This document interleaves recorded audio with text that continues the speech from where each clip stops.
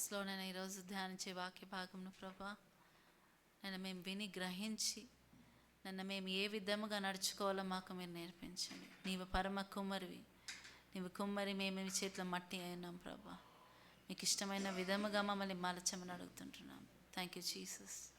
నీకు వందనాలు, స్తుతులు, స్తోత్రాలు చెల్లిస్తూ నేను ఈ యొక్క సమయాన్ని మీకు సమర్పిస్తూ యేసు నామములో ప్రార్థించి వేడుకున్నాం తండ్రి, ఆమెన్.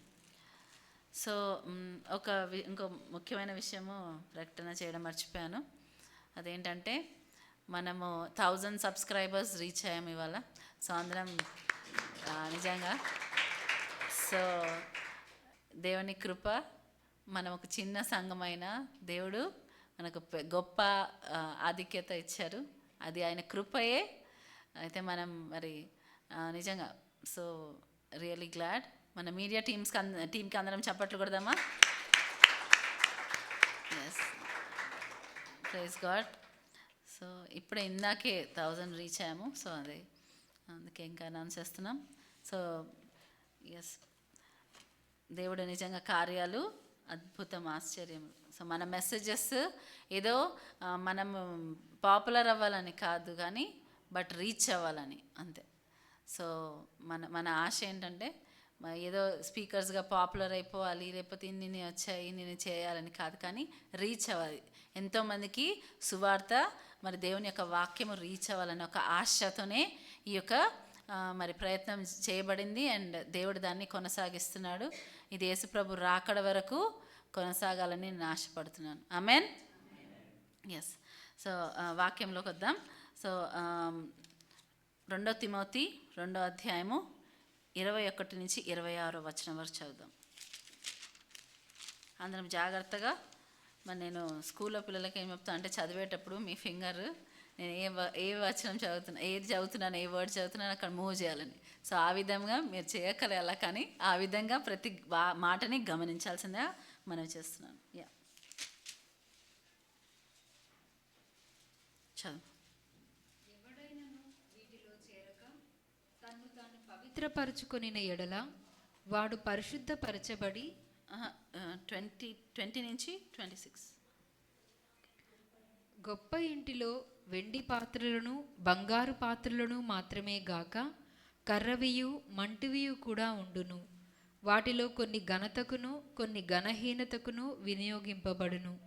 ఎవడైనను వీటిలో చేరక తన్ను తాను పవిత్రపరచుకొనిన ఎడల వాడు పరిశుద్ధపరచబడి యజమానుడు వాడుకొనుటకు అర్హమై ప్రతి సత్కార్యమునకు సిద్ధపరచబడి ఘనత నిమిత్తమైన పాత్రయై ఉండును. నీవు యవ్వనేచ్ఛల నుండి పారిపొమ్ము. పవిత్ర హృదయులై ప్రభువునకు ప్రార్థన చేయువారితో కూడా నీతిని, విశ్వాసమును, ప్రేమను, సమాధానమును వెంటాడుము. నేర్పులేని మూడుల వితర్కములను జగడములను పుట్టించునని ఎరిగి అట్టి వాటిని విసర్జించుము. సత్య విషయమైన అనుభవ జ్ఞానము వారికి కలుగుటకై దేవుడు ఒకవేళ ఎదురాడు వారికి మారు మనసు దయచేయును. అందువలన సాతాను తన ఇష్టము చొప్పున చెరపట్టిన వీరు వాని యురిలో నుండి తప్పించుకొని మేలుకొనుదురేమో అని ప్రభువు యొక్క దాసుడు అట్టి వారిని సాత్వికముతో శిక్షించుచు జగడమాడక అందరి ఎడల సాధువుగాను బోధింప సమర్థుడుగాను కీడును సహించువాడుగాను ఉండవలెను. హల్లెలూయా. ఇది ఎవరికి ఇన్స్ట్రక్షన్స్ ఇస్తున్నారు తెలుసా? చెప్పగలరా? ఎవరు ఇస్తున్నారు ఇన్స్ట్రక్షన్? పౌలు తిమోతికి చెప్తున్నారు. సో ఎంత చక్కని మాటలు. ఇంకొక చోట కూడా ఉంటుంది, నమ్మకమైన వారికి పని అప్పగించుము అంటాడు. నమ్మకమైన వారికి పని అప్పగించాలంట. సో సంఘ పని ఎవరికంటే వాళ్ళకి ఏదంటే అది అప్పగించలేము. సంఘ పని అప్పగించాలంటే ఏముండాలంట? నమ్మకంగా ఉండాలి. అందుకే ఫస్ట్ టైం చర్చ్కి రాగానే చర్చ్ బాధ్యతలు ఎవరు అప్పగించరు. ఇంట్లో కూడా ఇంటికి ఎవరైనా రాగానే వాళ్ళకి ఇంటి బాధ్యతలు అప్పగించరు. కొంతమంది సంఘంలో గెస్ట్ లాగానే జీవితకాలం గెస్ట్ లాగానే ఉండాలనుకోండి, గెస్ట్లకు పనులు అప్పగించారు. ఎవరైనా ఇంట్లో పనులు అప్పగిస్తారా? గెస్ట్లకి వచ్చిన వాళ్ళకి కొంచెం అది చేయి, కొంచెం ఇది చేయని చేయం. ఎవరికి పని చెప్తాము? ఇంటికి చెందిన వారికి. ఇంటికి చెందిన వారికి. ఇంకా ఏంటి, ఇంట్లో ఉన్న వాళ్ళకి కూడా నమ్మకమైన వారికి పని చెప్తాం. అంటే వీళ్ళు చెప్తే చేస్తారు అనుకున్న వాళ్ళకే చెప్తాం. ఎవరికంటే వాళ్ళకి ఇప్పుడు 4 పిల్లలు ఉన్నా 4 పిల్లలు ఒక్కరికి చెప్పగానే చేసే వాళ్ళకి ఏమనిపిస్తుంది? ఫస్ట్ తల్లిదండ్రుల మనసు ఎవరికి పోతుంది? ఏదైనా పని ఉంటే వాళ్ళకే చెప్పాలని, వాళ్ళే మైండ్కి వస్తారు. లేకపోతే ఏమవుతుంది? రాదు. సో నమ్మకమైన వారికే. మనం ఇక్కడ 19వ వచనం చదివితే చదువుమా. అయినను దేవుని యొక్క స్థిరమైన పునాది నిలకడగా ఉన్నది, ప్రభువు తన వారిని ఎరుగును అనునదియు, ప్రభువు నామమును ఒప్పుకొను ప్రతివాడును దుర్నీతి నుండి తొలగిపోవలనను అనునదియు దానికి ముద్రగా ఉన్నది. ఇక్కడ ఏంటంటే ప్రభువు తన వారిని ఎరుగును. మనము యోహాను సువార్తలో ఏం చేస్తాము? అదే సేమ్ థింగ్ చూస్తాం కదా 10వ అధ్యాయంలో. నా గొర్రెలు నా స్వరం ఎరుగుతాయి, అవి నన్ను వెంబడిస్తాయి. ఇక్కడ మనం చూస్తే అంటే ప్రభువు తన వారిని ఎరుగును అని. ప్రభువు తన వారిని ఎరుగును. హల్లెలూయా. ప్రభువు తన వారిని ఎరుగునంట. సో ఏం చెప్తున్నారు? ప్రభువు నామమును ఒప్పుకొను ప్రతి వాడును దుర్నీతి నుండి తొలగిపోవలెను అనునదియు దానికి ముద్రగా ఉన్నది. దుర్నీతి నుండి ప్రభు నామమును ఒప్పుకొను ప్రతివాడును దుర్నీతి నుండి తొలగిపోవాలను. ప్రభు నామం ఒప్పుకున్న వాళ్ళంటే ప్రతి ఒక్కరు ఏంటంట? దుర్నీతి నుండి తొలగిపోవాలి. హల్లెలూయా. సో ఇక్కడ మనం చూస్తే గొప్ప ఇంటిలో వెండి పాత్రలు బంగారు పాత్రలు మాత్రమే గాక కర్రవియు మంటివియు కూడా ఉండును. కర్రవి మట్టి పాత్రలు కూడా ఉన్నాయంట. కర్ర పాత్రలు మట్టి పాత్రలు, కొన్నేమో ఘనత కంట, కొన్ని ఘనహీనత కంట. అయితే ఒక క్లాజ్ ఉంటుంది, చూద్దామా ఇక్కడ కొన్ని చదవండి మాది. ఎవడైనను వీటిలో చేరక తన్ను తాను పవిత్రపరచుకొనిన ఎడల వాడు పరిశుద్ధపరచబడి యజమానుడు వాడుకొనుటకు అర్హమై ప్రతి సత్కార్యమునకు సిద్ధపరచబడి ఘనత నిమిత్తమైన పాత్ర అయి ఉండును. సో ఏంటంటే అయితే ఈ ఘనహీనతకు చేయబడ్డ పాత్రలకు కూడా ఒక అవకాశం ఉందంట. హల్లెలూయా. ఘనహీనతకు చేయబడ్డ పాత్రలు అంటే కర్ర యొక్క మరేంటి మట్టి పాత్రలు, కర్ర మట్టి పాత్రలు కూడా ఒక అవకాశం ఇవ్వబడిందంట. హల్లెలూయా. మనము యాక్చువల్లీ అంత గొప్ప రాజులకు రాజు ప్రభువులకు ప్రభు అయిన దేవుడు మరలా మనకు అవకాశం ఇవ్వడం అనేది ఎంత గొప్ప విషయము మనము గ్రహిస్తున్నామా? ఇక్కడ ఏంటంట కొన్ని బంగారు పాత్రలు ఉన్నాయి, కొన్ని మరేంటి వెండి పాత్రలు ఉన్నాయి. కొన్ని బంగారు పాత్రలు, వెండి పాత్రలు చూడగానే ఎస్ వీళ్ళు దేవుడి కోసం ఇవి డెడికేటెడ్ ఉండిపోతాయి. కానీ కొన్ని అంట స్టార్టింగ్ ఎలా ఉన్నాయంట? ఘనహీనమైన పాత్రలుగా ఉన్నాయంట. కర్రతో చేయబడ్డవి, మట్టితో చేయబడి ఘనహీనం అంటే వాటికి ఏమి బంగారువి వెండివి చూసినప్పుడు వచ్చేస్తుంది చూడు ఒకలాంటి అలర్ట్నెస్ అందరికీ అలాగా అనిపించవన్నమాట. కొంతమంది చూస్తే అలా అయిపోతాం, అబ్బా వీళ్ళకి అన్నీ మల్టీ టాలెంటెడ్, లేకపోతే మల్టీ ఇది ఉంది, మల్టీ అది ఉంది, ఓకే అన్నీ ఉన్నా సరే. కానీ ఇక్కడ కొన్ని అంటే ఘనహీనత కోసం అంటే నాట్ రికగ్నైజ్డ్, లేకపోతే వాటికి ఒక ఇంపార్టెన్స్ ఇవ్వబడిన పాత్రలుగా అనిపించడం. కానీ ఏంటంట ఒక మాట చెప్పబడుతుంది ఇక్కడ, ఏంటి అవి? ఎవడైనను వీటిలో చేరక తన్ను తాను పవిత్రపరచుకొనిన ఎడల వాడు పరిశుద్ధపరచబడి యజమానుడు వాడుకొనుటకు అర్హమై ప్రతి సత్కార్యమునకు సిద్ధపరచబడి ఘనత నిమిత్తమైన పాత్ర అయి ఉండును. ఈరోజు యజమానుడు వాడుకొనుటకు అర్హమై, ఈ మాట మనం చాలా జాగ్రత్తగా ఆలోచిద్దాం. యజమానుడు వాడుకొనుటకు అర్హమైన పాత్రలంట. ఎవరైనా తన్ను తాను పవిత్ర, ఇక్కడ చూస్తే ఏముంది? ఎవడైనా వీటిలో చేరక తన్ను తాను పవిత్ర పరుచుకొని ఎడల. సో ఒకటి మనకి యేసు ప్రభు రక్తము మరి మన కోసం చిందించారు, మన పాపాలు క్షమించబడాలని. సో మనం అందరం ఏం చేస్తాము? మనం కన్ఫెషన్ ప్రేయర్ చేస్తాము, మనం ఒప్పుకుంటాం మన పాపాలని. మనం పాపాలను ఒప్పుకున్నప్పుడు ఏమవుతాయి? ఆయన నమ్మదగిన వాడు నీతిమంతుడు. 1 యోహాను 1:9 చదువుదాం.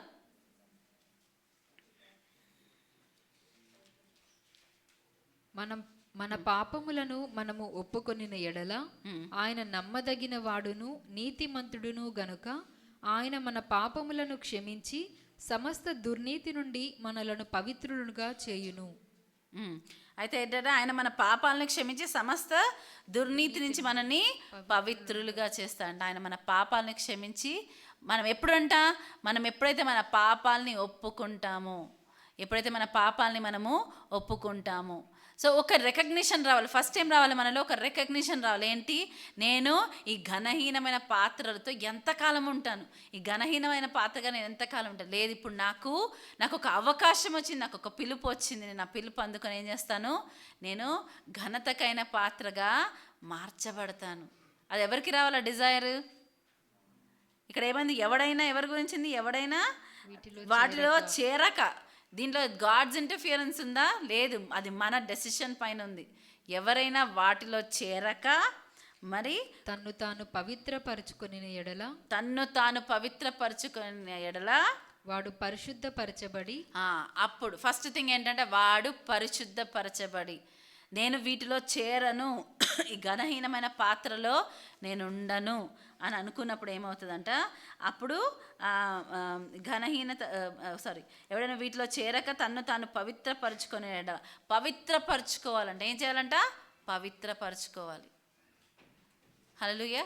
అది దేవుడు వచ్చి మనని పవిత్రపరచాలి. కొన్ని మనం చేసే పనులు ఉన్నాయన్నమాట. దీన్ని మనం చేసే పనులు ఉన్నాయి. మనము ఆ క్లెన్జింగ్ కోసం అడగాలి. క్లెన్జింగ్ కోసం మనం అడుగుతున్నామా, దేవా ఆ ఘనహీనమైన పాత్రగానే ఉన్నాను, కానీ నాకు అవకాశం ఉంది. దేవుడు ఇక్కడ ఎంత చక్కగా మాట్లాడుతున్నాడు పౌలు ద్వారా. ఏమన్నా మనకు అవకాశం ఉంది, ఆ ఘనహీనమైన పాత్ర నుంచి మనము ఘనతకైన పాత్రగా దేవుడు మార్చగలడంట. ఆమేన్. సో ఆ మార్చగలిగినప్పుడు మనం ఎందుకు ట్రై చేయకూడదు, ఎందుకు మనం అడగకూడదు? మనకు పరలోకం వెళ్తే మనకి రివార్డ్స్ ఉంటాయి, మనకి ఇవి ఉంటాయని. కానీ ఈ లోకంలో మనము ఎందుకైతే మనమైతే ఏర్పాటు చేశాడో దేవుడు, ఆ యొక్క పని కోసం మనం వాడబడడం అనేది చాలా చాలా చాలా గొప్ప బ్లెస్సింగ్. ఎందుకు కొంతమంది జీవితకాలం అయిపోతుంది వాళ్ళకి పిలిచిన పిలుపుని అర్థం చేసుకోవడానికి జీవితకాలం అయిపోతుంది. 2 పేతురు 1:10 అనుకుంటా, ఒకసారి 2 పేతురు 1:10 చదువు. అందువలన సహోదరులారా, మీ పిలుపును ఏర్పాటును నిశ్చయము చేసుకొనుటకు మరి జాగ్రత్త పడుడి. అందువలన కొన్ని థింగ్స్ ముందు చెప్పబడతాయి, అది చదవండి తర్వాత. ఇక్కడ ఏమంటారు, అందువలన సహోదరులారా మీ పిలుపును ఏర్పాటును నిశ్చయము చేసుకొనుటకు మరీ జాగ్రత్త పడాలంట. మీ పిలుపును ఏర్పాటును ఎవరు నిశ్చయం చేయాలి? నిశ్చయం చేసుకోవడానికి దేవుడు ఒక పిలుపు ఇచ్చాడు, ఒక కాలింగ్ ఇచ్చాడు. దాన్ని బలపరచుకోవడం ఎవరి పని? మన పని. దాన్ని తగినట్లు జీవించడం ఎవరి పని? మన పని. మనకు ఒక పిలుపు ఇవ్వబడింది, మన దేవుడు ఏర్పాటు చేసుకున్నాడు, కానీ దాన్ని నిశ్చయించుకోవాలంటే కొన్ని సర్టిఫికెట్స్, ఒకటి గవర్నమెంట్ స్టాంప్ ఉంటుంది, రికగ్నిషన్ ఉంటుంది. ఉట్టిగా లేకపోతే ఎవరో ఒకరు ప్రింట్ చేసుకొని వెళ్ళిపోవచ్చు కదా, కానీ నిశ్చయం అంటే ఒక కన్ఫర్మేషన్ స్టాంప్ ఉంటుంది, గవర్నమెంట్ సీల్, గవర్నమెంట్ స్టాంప్ ఉంటుంది దానిపైన. అప్పుడు దానికి ఏమవుతుంది, సడన్గా వాల్యూ పెరిగిపోతుంది. ఎట్లా నిశ్చయించుకోవాలి? మనము దేవుని యొక్క చిత్తం మన దాంట్లో ఉన్నప్పుడు మనం దాన్ని గుర్తించి దాని ప్రకారం మనము ఎప్పుడైతే చేయాలనుకుంటామో అప్పుడు ఏమవుతుందంటే మన పిలుపు ఏమంటారు, నిశ్చయత వస్తుందంట. పిలుపును మీ ఏర్పాటును నిశ్చయము చేసుకొనుటకు మరీ జాగ్రత్త పడాలంట. బీ వెరీ వెరీ కేర్ఫుల్ అంటాం. ఉట్టి మనము బీ కేర్ఫుల్ అంటామనుకో, జాగ్రత్త పడండి అంటే వేరు. మరీ జాగ్రత్త పడండి అంటే బీ వెరీ వెరీ కేర్ఫుల్ అంటాం. వెరీ వెరీ కేర్ఫుల్ అనమాట. ఇది ఉట్టి ఒక్కసారి కాదు, కానీ మరీ జాగ్రత్త పడండి. మీ పిలుపును ఏర్పాటును మీరు నిశ్చయం చేసుకోవడానికి మరీ జాగ్రత్త పడండి. సీలెట్, ఇది నాదే, ఇది నా కోసమే, ఇది దేవుడు నాకు ఇచ్చిన పిలుపు. చాలామంది దేవుడు ఎప్పుడో మాట్లాడారు, 2000 సంవత్సరం ఏమంటారు 2000 నాతో మాట్లాడాడని ఇప్పటి వరకు కూడా మరి దాని మీద అలా పెట్టి ఉంటారు. అది అక్కడ ఉంటుంది, వీళ్ళు ఇక్కడ ఉంటారు, కానీ ఏ మార్పు జరగదు, ఏ కార్యం జరగదు, ఏది. మరి ఏం చేస్తున్నాం మనం? ఒక మాట దేవుడు మాట్లాడాక మనం దాన్ని పట్టుకొని వేచి ఉన్నామా? చాలామంది కనిపెడతారు, దేవుడు మాట ఇచ్చాక ఇంకా మాటను అక్కడ పడేసి వారి పని వారు చేసుకుంటారు. మనం ఏం చేయాలి? ఒక పని మనకి దేవుడు ఇచ్చండి, దాన్ని ఫస్ట్ కనుక్కోవాలి, దాని కోసం సిద్ధపడాలి. మన యూత్తో మాట్లాడుతున్నప్పుడు వాడు కాలింగ్ గురించి ఇవి అడుగుతూ ఉండే, మంచిగా అనిపించింది.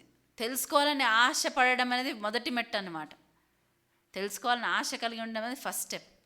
ఆ ఫస్ట్ స్టెప్ కూడా లేకపోతే, ఆసక్తి లేకపోతే, జ్ఞానం లేకపోతే, నా జనులు నశించిపోతున్నారు. ఎందుకు నశిస్తున్నారంట? జ్ఞానము లేక, దేవుని గురించిన జ్ఞానం లేక నశించిపోతున్నారు. మనకి మొత్తము ఇదే 2 పేతురు 1:3 అనుకుంటా, చదవమా. 2-3 చదివి. తన మహిమను బట్టియు గుణాతిశయమును బట్టియు మనలను పిలిచిన వాని గూర్చిన అనుభవ జ్ఞానమూలముగా ఆయన దైవశక్తి జీవమునకును భక్తికిని కావలసిన వాటినన్నిటినీ మనకు దయచేయుచున్నందున దేవుని గూర్చినట్టు మన ప్రభువైన యేసును గూర్చినట్టునైనా అనుభవ జ్ఞానము వలన మీకు కృపయు సమాధానమును విస్తరించునుగాక. ఆమేన్. ఇక్కడ ఏమంటున్నారు తెలుసా? మనకి దైవభక్తి కలిగి ఉండడానికి, జీవించడానికి మనకి ఏవి కావాలో అవన్నీ ఆల్రెడీ అనుగ్రహించబడ్డాయంట. అవన్నీ ఏంటంట? ఆల్రెడీ ఇవ్వబడ్డాయి. ఇంగ్లీష్లో చాలా క్లియర్గా ఉంటుంది. His divine power has granted to us all things that pertain to life and godliness. జీవమునకు మరి దైవభక్తి కావాల్సినవన్నీ అంట, through the knowledge of him who called us to his own glory and excellence, to the knowledge of him. ఎప్పుడైతే మనం ఆయన గురించిన జ్ఞానంలో ఎదుగుతుంటామో మనకి కావాల్సిన ట్రెజర్స్, కావాల్సిన జీవించడానికి కావాల్సినవి, దైవభక్తి కలిగి ఉండడానికి కావాల్సినవి అన్నీ కూడా అనుగ్రహించబడతాయంట. అన్నీ కూడా, ఒకటి అని లేదు. జీవించడానికంటే జీవమును దైవభక్తి 2 మాట్లాడుతున్నాడు దేవుడు. ఉట్టి దైవభక్తి అంటే మీకేం తెలుసు నా స్ట్రగుల్స్, లైఫ్లో మాకు ఎన్ని స్ట్రగుల్స్ ఉన్నాయో అనొచ్చేమో. కానీ ఏమంటాడు దేవుడు? జీవమునకు దైవభక్తి కావాల్సినవన్నీ అనుగ్రహించబడ్డాయి. ఇప్పుడు మనం ఏం చేయాలి మరి? అనుగ్రహించబడిన తర్వాత అన్నీ ఉన్నాయి, కానీ మనం కనుక ఇంకా దాన్ని మనము వాడుకోకపోతే తప్పెవరిది అవుతుంది? తప్పెవరైతే చెప్పండి. నాకు అన్నీ అనుగ్రహించబడ్డాయి, కానీ నేనేమో నేను దాంతో అగ్రి అవ్వకుండా ఏమవుతాను? నేను దాన్ని పొందుకోలేకపోతే, అగ్రి అయ్యి నేను సమ్మతిస్తే మీరు సమ్మతించి నా మాట వినే ఎడల దేవుడు ఏమంటాడు? భూమి అందు మంచి పదార్థాలు మీరు తింటారు. సమ్మతించి మాట వినాలి. సమ్మతించాలా? మాట వినాలా? అవునవును, దేవుడు పిలుపు నా పైన ఉందని చెప్పి నా ఇష్టానుసారంగా నేను ఉంటే ఏమవుతుంది? అది వర్కౌట్ అవ్వదు. అందుకే ఇక్కడ ఏమంటున్నాడు? మీ పిలుపును, మీ ఏర్పాటును నిశ్చయంగా నిశ్చయం చేసుకోవడానికి మరీ జాగ్రత్త పడాలని అంటున్నాడు. మరీ జాగ్రత్త పడాలంట. ఎందుకు జాగ్రత్త? మనం ఏ విషయాన్ని బట్టి జాగ్రత్త చెప్తాము? ఆలోచించండి. ఒకవేళ అది పోగొట్టుకుంటామేమో, అది పోయే అవకాశం ఉంటే ఏం చెప్తాం? మనము జాగ్రత్త అని చెప్తాం. అవునా? జాగ్రత్త చెప్పేది పోయే అవకాశం ఉంటే చెప్తాం కదా. ఇక్కడ దేవుడు ఏమంటాడు? మీ పిలుపును, మీ ఏర్పాటును మరీ విశేషం, మరి మీ ఏర్పాటును నిశ్చయం చేసుకున్నట్టుకు మరీ జాగ్రత్త పడండి. ఒకసారి ఆలోచిద్దాం. మీరు నేను ఏ విధముగా మనకు తెలియని విషయాల గురించి వదిలేద్దాం. తెలిసిన విషయాలు, ఇప్పుడు ప్రతి ఒక్కరికి కొన్ని విషయాలు మీ గురించి దేవుడు ఏం మాట్లాడుతున్నాడో తెలుసు. తెలియని వారు ఎవరైనా ఉన్నారా ఇక్కడ? దేవుడు నన్ను ఈ పని చేయడానికి ఒక్క విషయమన్నా తెలిసిన వాళ్ళు ఉన్నారు. మీ మొత్తం లైఫ్ మొత్తం మీ ముందు పెట్టబడిందని నేను అనట్లేదు, కానీ ఒక్క విషయమన్నా తెలియని వారైతే ఎవ్వరూ లేరు మన మధ్యలో. అయితే ఏం చేస్తున్నాం? మీరు దాన్ని చేస్తున్నారా? ఆ పనిని చేస్తున్నప్పుడు వేరే వేరే ద్వారాలు దేవుడు ఓపెన్ చేస్తూ ఉంటాడు. వేరే ద్వారాలు దేవుడు ఓపెన్ చేస్తూ ఉంటాడు. మనము ఆ యొక్క తలాంతుల విషయంలో ఒక్క తలాంతు ఉన్నవాడు ఏం చేస్తాడంట? భూమి త్రవ్వి, నా యజమాని చాలా కఠినాత్ముడు, వస్తే కనుక ఏమవుతుందో మళ్ళీ నన్ను ఇంకా శిక్షిస్తాడు అనుకున్నాడు. ఏం చేస్తాడంట? తవ్వి పాతి పెట్టాడంట. ఆయన ఏమన్నాడు? మంచి దాసుడు అన్నాడా? చెడ్డ దాసుడు. సో మీకున్న దాన్ని ఇంకా మీరు మెరుగుపరుచుకోకపోతే మనం కూడా చెడ్డదాసులం అయిపోతాం. చెడ్డదాసులం. దేవుడు ఏది లేనిది చేయమని అడగడు. ఎప్పుడు కూడా మీ దగ్గర ఏముంది, మీ చేతిలో ఏముంది. మీరు చూస్తే ప్రవక్తలతో మాట్లాడినప్పుడు, మోషేతో మాట్లాడినప్పుడు కూడా ఏమన్నాడు? నీ చేతిలో ఏముంది? What do you have in your hands? ఏముంది? దాన్ని చాపు, నేను అద్భుతం చేస్తా అంటాడు. దేవుడు లేనివి వెళ్ళి తీసుకురమ్మని చెప్పాడు. కొన్ని మైథలాజికల్ స్టోరీస్లో లేనివి ఎక్కడి నుంచో తీసుకొని రావాలి, అప్పుడే జరుగుతుంది అంటారు. కానీ దేవుడు అట్లా అన్నాడు. ఏమంటాడు? మీ చేతిలో ఏముంది? What do you have? తర్వాత దాన్ని ఎదిగింపచేస్తాడు. సో ఏమంటున్నాడు? మనము దాన్ని మనం దాన్ని పట్టుకోవడానికి, గట్టిగా పట్టుకోవడానికి, లేకపోతే ముందుకు కొనసాగడానికి మనం ఏం చేస్తున్నాం? What are you and I doing? ఏం చేస్తున్నాం మనం? దేవుడు ఒక పిలిపిచ్చాడు. దాన్ని ఏమంటున్నాడు? మరీ విశేషంగా మరీ చెప్తున్నాడు, స్పెషల్గా చెప్తున్నాడు. ఏంటంటే మరీ జాగ్రత్త పడండి, ఎక్కువగా ఇంకా జాగ్రత్త పడండి. ఏం మిస్ అవుతాం మనం ఒకవేళ జాగ్రత్త పడకపోతే? కొన్ని వస్తువులు మన ఇంట్లో ఉంటాయి, ఎందుకు పనికిరాని ఉంటాయి, చాలా ఇది పెట్టి కొంటాం. కానీ వాటిని చూసినప్పుడు ఏమనిపిస్తుంది? మనకి చిరాకు వస్తుంది, సారీ అనిపిస్తుంది. ఎందుకు ఇన్ని డబ్బులు ఖర్చు పెట్టదు దీనిపైన, వేస్ట్, ఇది వేస్ట్ అనుకుంటామా? సో దేవుడు మనం చూసినప్పుడు బలా నమ్మకమైన దాసుడా, దాసురాలా, నా యొక్క విశ్రాంతిలో ప్రవేశించనలా, లేకపోతే చెడ్డ దాసుడా, నువ్వెవరో నాకు తెలియదు అని అనాలా. కొన్ని థింగ్స్ మనము అట్లా పడేసి పెడతాం, ఎందుకంటే అవి యూస్ఫుల్ ఉండవు. కొన్నప్పటి నుంచి మనకి ఏదో ప్రాబ్లం ఉంటుంది, ట్రబుల్ చేస్తూ ఉంటాయి. అవి చూస్తే మనకు చిరాకు వస్తుంటుంది కొన్ని విషయాలు, దాని ఇది చూసి, అరే ఇట్లా అనుకున్నాను కానీ ఇట్లా ఉంది ఇది అని. అదే సేమ్ ఫీలింగ్ గాడ్కి ఇంకా ఎక్కువ ఉండొచ్చు. ఎందుకంటే ఆయన మనం ప్రేమించి ఆయనకు చాలా విలువైన ఒకటి అర్పించాడు మన కోసం. ఏంటి? యేసు ప్రభుని అర్పించారు మన కోసం. అద్వితీయ కుమారుడు, ఒక్కగానొక కుమారుడిని ఆయన ఏం చేశాడంటే మన కోసం ఇచ్చేశాడంట. మీరు ఏమైనా చేసుకోండి అప్పగించేశాడు అట్లా లోకానికి. ఆయన అక్కడ బలిగా అర్పించబడ్డప్పుడు అది తండ్రికి ఇష్టమైనంట. నాకు ఆ మాట చాలా, నేను ఫస్ట్ టైం అంటే దాని గురించి ఆలోచించినప్పుడు నా మనసు నొచ్చుకుంటుంది. ఒక తల్లి, ఒక తండ్రి కుమారుల విషయంలో, పిల్లల విషయంలో అలా చేయడం అనేది చాలా పెయిన్ఫుల్ థింగ్. పిల్లలకేమో కానీ పేరెంట్స్కి చాలా painful thing. Just give away, వాళ్ళ అవమానానికి, నిందకి అప్పగించడం అంటే ఓ మై గాడ్. కొంతమంది పిల్లల కోసం పిల్లల్ని ఏదో అన్నారని వాళ్ళు అసలు రిలేషన్షిప్సే కట్ చేసుకుంటారు. ఇక్కడ చూస్తే దేవుడు మన కోసం అంత గొప్ప విలువైన వెలగలిగింది అప్పగించి ఏమో ఎక్స్పెక్ట్ చేస్తున్నాడు? మనం దాంట్లో పని చేయాలని ఎక్స్పెక్ట్ చేస్తున్నాడు. ఒక మాట ఉంటుంది కదా, గుర్రాన్ని నీళ్ళ వరకు తీసుకెళ్ళగలం కానీ దాన్ని నీళ్ళు తాగించలేమంట. గాడిద గురించి అంటాడు దేవుడు. ఏంటంటే మొండి గాడిదలు ఉంటారంట, వాటి మెడ ఏమంటారు, అవి బరువు మోయడానికి లేకపోతే అవి ఇది చేయడానికి వీలుగా ఉండవు అట్లాంటివి. ఇంకా ముష్కరులు అంటారు దేవుడు ఎవరిని? ఏవైతే మెడవంచని ఉంటాయి కదా, వాటిని ఎందుకు పనికిరాని అవి. ఒకవేళ యజమాని చూసినప్పుడు పనికిరాని వాటిగా ఉంటే దానికి ఏమి వర్త్, ఏం వాల్యూ ఉంటుంది? ఇంకెందుకు? నేను ఒకదాన్ని కొనుక్కున్నాను కానీ అది ఎంతసేపు ఎంత సమయం దాన్ని అట్లాగే పెడతాం. ఒకరోజు ఏం చేస్తాం? తీసి దాన్ని బయట పడేస్తాం చెత్త కుప్పలో. ఎంత విలువైనదైనా కానీ నాకు పనికి రాకపోతే అదేంటి? వేస్ట్. చూడ్డానికి చాలా బాగుండొచ్చు, అది ఒక డెకరేషన్ పీస్గా ఎక్కడో అక్కడ పెట్టుండొచ్చు, కానీ అది ఏమవుతుంది? ఒకవేళ దాని పర్పస్, దాని ఉద్దేశం ఏదైతే మనం కొన్నామో అది దానికి పనికి రాకపోతే మనమంతా విలువ పెట్టామని చెప్పి కొద్దిగా సమయం ఇస్తామేమో, కానీ ఒక సమయం దాటిపోయాక ఏం చేస్తాం? తీసి విసిరేస్తాం. దేవుడు మనకు సమయం ఇస్తున్నాడు, దీర్ఘశాంతం వహిస్తున్నాడు అంటాం. ఎందుకు? మనం నశించిపోవద్దని. That doesn't mean that he will not give up on us one day. ఆ దినమును మనం ఆలోచించుకుంటూ భయపడాలి. అమ్మ, నేను యజమాని చేతిలో ఉపయోగకరమైన పాత్రగా లేకపోతే ఎట్లా? యజమాని చేతిలో నేను ఉపయోగకరంగా ఉండాలి. ప్రతి ఒక్కరు ఇది అందుకే అంటున్నాను, తాను పవిత్రపరచుకోవాలని. ఇక్కడ మనం చూస్తే, మనం మళ్ళీ తిమోతిలో చూస్తే గనక ఎవరు చేసుకోవాలి? వీటిలో చేరక తాను పవిత్రపరచుకుని ఎడల వాడు పరిశుద్ధపరచబడి యజమానుడు వాడుకొనుటకు అర్హమై ప్రతి సత్కార్యమునకు సిద్ధపరచబడి ఘనత నిమిత్తమైన పాత్రయుండును.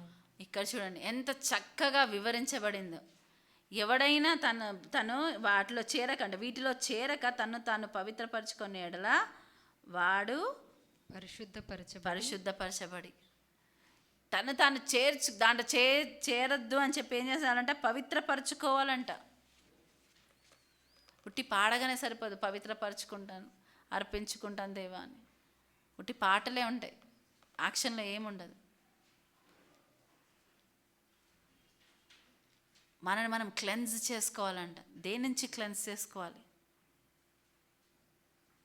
ఏంటి మనని దేవుడి నుంచి దూరం చేసే ఇది ఏంటి? అది వ్యక్తిగతంగా నీకు మనకి తెలుస్తుంది. అది ఒకరు చెప్తే తెలిసేది కాదు. మనము ఏ విషయాల్లో క్లెన్స్ చేసుకోవాలనేది మనకి తెలుస్తుంది. దేని నుంచి మనం వేరుపరచబడాలి. ఒకటి మనని దేవుడి నుంచి దూరంగా తీసుకెళ్తుందంటే మనం ఏం చేయాలి? మనము దాని నుంచి దూరం చేసుకోవాలి. ఒక్కొక్కరికి ఒక్కొక్కటి ఉండొచ్చు, అందరికీ సేమ్ థింగ్ ఉండదు అని ఏం లేదు. ఇక్కడ నుంచి చెప్తే మేము కామన్ థింగ్స్ చెప్పొచ్చేమో, కానీ కొన్ని పర్సనల్ థింగ్స్ ఉంటాయి, అది మీకు కరెక్ట్ కాదు. కానీ దేవుడు చెప్తా ఉంటాడు, వదిలిపెట్టడానికి ఇష్టం ఉండదు. కొంతమందికి నిద్ర కావచ్చు, కొంతమందికి తినడం కావచ్చు, కొంతమందికి కోపం కావచ్చు. అది మిమ్మల్ని ఈ విషయాలు మనల్ని అపవిత్రపరుస్తుంటే మనం ఏం చేయాలంట? మనం క్లెన్స్ చేసుకోవాలి, పవిత్రపరచుకోవాలి. ఫస్ట్ స్టెప్ ఏంటంటే క్లెన్జింగ్, చాలా ఇంపార్టెంట్. వాటిలో చేరక, అంటే సపరేషన్ గురించి మాట్లాడుతున్నాడు దేవుడు. ఆ ఘనహీనమైన పాత్రలతో చేరక అంట. ఘనహీనమైన పాత్రలతో చేరక ఏం చేయాలంట? వాళ్ళు తాము పవిత్రపరచుకొనిన ఎడల వారు పరిశుద్ధపరచబడి, వారు ఎప్పుడైతే వారు పవిత్రపరచుకుంటారు, ఎట్లా పవిత్రపరచబడతాము? ఆయన దగ్గర కన్ఫెస్ చేస్తే అంట. మనం ఏం చేయాలి? ఆయన దగ్గర ఒప్పుకోవాలి. అప్పుడు ఏమవుతుంది? ఆయన రక్తము, ఆయన పవిత్రమైన రక్తం ఏం చేస్తుంది? మనని కూడా కడిగి మనని కూడా శుద్ధులుగా చేస్తుంది. మనం ఏం చేయాలి? మనం దాన్ని అవి కన్ఫెస్ చేసేటప్పుడు ఏం చేయాలి? మనం ఇంకొక నెక్స్ట్ స్టెప్ ఏంటి? రిపెంటెన్స్, పశ్చాత్తాపపడాలి. కీర్తనలు 51:17 చూద్దాము.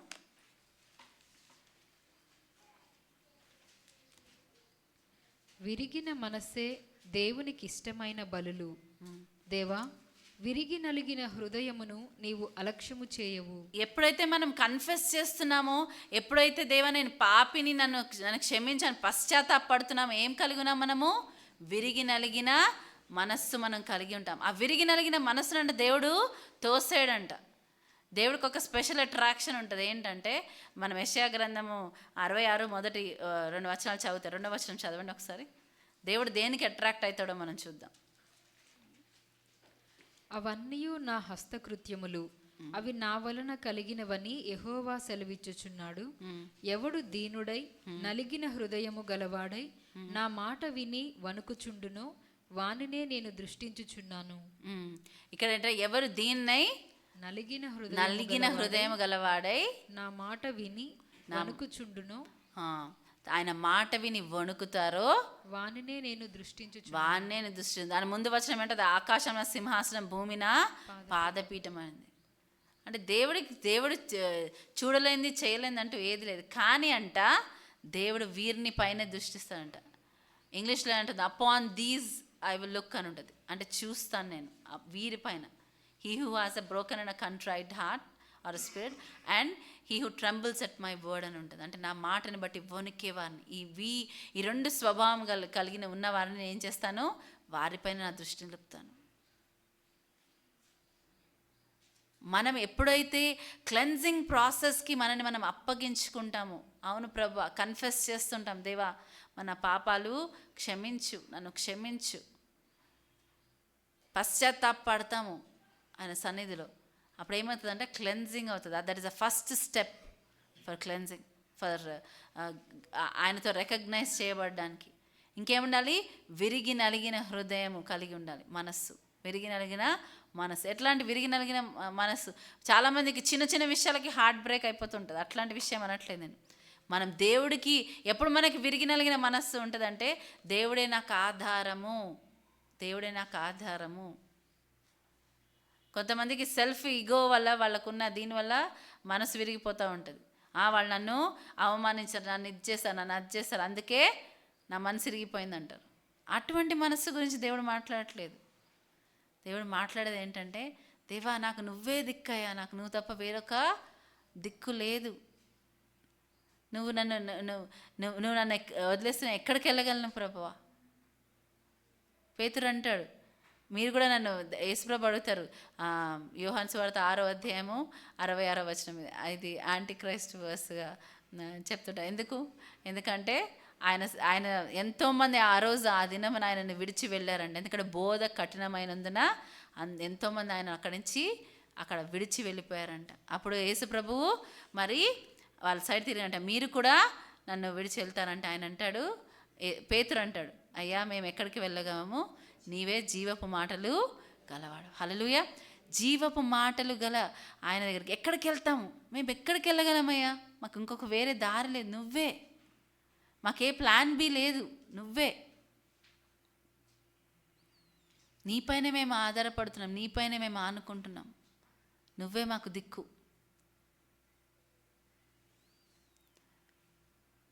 ఆ పశ్చాత్తాపం మనము ఒక విధంగా చూస్తే కనుక ఇజ్రాయెల్ గురించి మరి న్యాయాధిపతుల్లో ఉంటుంది, వారు పశ్చాత్తాపడతాడు, దేవుడు కార్యం చేస్తారు, మరలా తిరిగి వాళ్ళు పాపంలో పడతారు. అది రిపీట్ అవుతూ ఉంటుంది. అదే విధంగా మనము చేస్తున్నామా, మళ్ళీ విల్ కమ్ బ్యాక్ ఆ సర్కిల్. వాళ్ళకి అలవాటైపోయింది సర్కిల్లో తిరగడం. చుట్టూ ముందుకు కొనసాగండి, సాగిపోడి అంటే దేవుడు ఏం చేస్తున్నారు, వీళ్ళు సర్కిల్లోనే తిరుగుతామంటున్నారు. దేవుడు ఏం ఆజ్ఞించాడు, సాగిపోండి అన్నారు. మోషేతో మాట్లాడుతున్నప్పుడు ఏం చేశారు, సాగిపోండి, మూవ్ ఫార్వర్డ్. కానీ వీళ్ళు ఏం చేశారు, ఉట్టి ఒకదాని చుట్టూ తిరగమన్నాడు. ఏంటది, ఎరికో చుట్టూ తిరగమన్నాడు. ఆ ఎరుకొని కూలగొట్టడానికి వారు చుట్టూ తిరిగారు. ఆ ప్రాకారాలు అంత గొప్ప ఇది పడిపోయింది. తప్ప మనం ఎప్పుడు దేవుడు చెప్పినా ముందుకు సాగిపోండి అని చెప్తుంటాడు దేవుడు. కానీ కొన్నిసార్లు దేవుడు సాగిపోమంటే మనం అదే సర్కిల్లో తిరుగుతుంటాం. ఏంటి, పాపాలను బట్టి పశ్చాత్తాపడతాం, మళ్ళీ దాన్ని విడిచిపెడతాం, మళ్ళీ 4 రోజులతో అదే. ఎందుకంటే మనము ఆ విరిగి నలిగిన హృదయం కలిగిలేము. ఆ ఒక్క నిమిషంలో దేవుడు మనకు కావాలనిపిస్తుంది, తర్వాత ఏమంటుంది, వి రీగెయిన్ అవర్ స్ట్రెంగ్త్ అనమాట. మళ్ళీ దాన్ని మన చేతుల్లోకి తీసేసుకొని మళ్ళీ వెళ్తుంటాం. సామెతలు 28:13 చదవండి. అతిక్రమములను దాచిపెట్టువాడు వర్ధిల్లడు, వాటిని ఒప్పుకొని విడిచిపెట్టువాడు కనికరము పొందును. పశ్చాత్తాపడడానికి అతిక్రమములు దాచిపెట్టువాడు వర్ధిల్లడు, కానీ దాన్ని ఒప్పుకొని విడిచిపెట్టువాడు. 2 థింగ్స్ చేయాలి, ఒప్పుకోవాలంట, విడిచిపెట్టాలంట. హల్లెలూయా. ఏం చేయాలి చెప్పండి అందరూ, ఒప్పుకోవాలి, విడిచిపెట్టాలి. Repent and leave that, repent and move on. Repent, అందుకే మనం ఒప్పుకోవాలి, విడిచిపెట్టాలి. మనకు ఫిజికల్గా ఉప్పు స్తంభాలుగా మనము మారిపోవడం చూడట్లేదేమో, కానీ స్పిరిచువల్గా అలా అయిపోతామేమో. గాడ్ సెడ్ మూవ్ ఆన్, ఇక్కడ ఆగద్దు, నువ్వు వెళ్ళిపో అంటే వెనకాల తిరిగి చూస్తున్న వాళ్ళు స్పిరిచువల్ స్టేట్లో అలా ఉంటామేమో. ఫిజికల్గా కనపడట్లేదు, అదే ప్లేస్లో స్టక్ అయిపోయి ముందుకు కొనసాగకుండా, ఎందుకంటే అవిధేయత చూపించడం వల్లేమో. పశ్చాత్తాపడి ఒప్పుకోవాలి, విడిచిపెట్టాలి. ఈ ప్రిన్సిపల్ మనం నేర్చుకోవాలి. మూవ్ ఆన్, ఒప్పుకోవాలి, విడిచిపెట్టాలి. నో టర్నింగ్ బ్యాక్, ఇంకా మళ్ళీ తిరిగి చూసేది లేదు. ఒక విషయం నిజమైన పశ్చాత్తాపము, దానికి ముద్ర ఎప్పుడు వేయబడుతుంది అంటే ఎప్పుడైతే మనం ఒప్పుకొని విడిచిపెడతాం.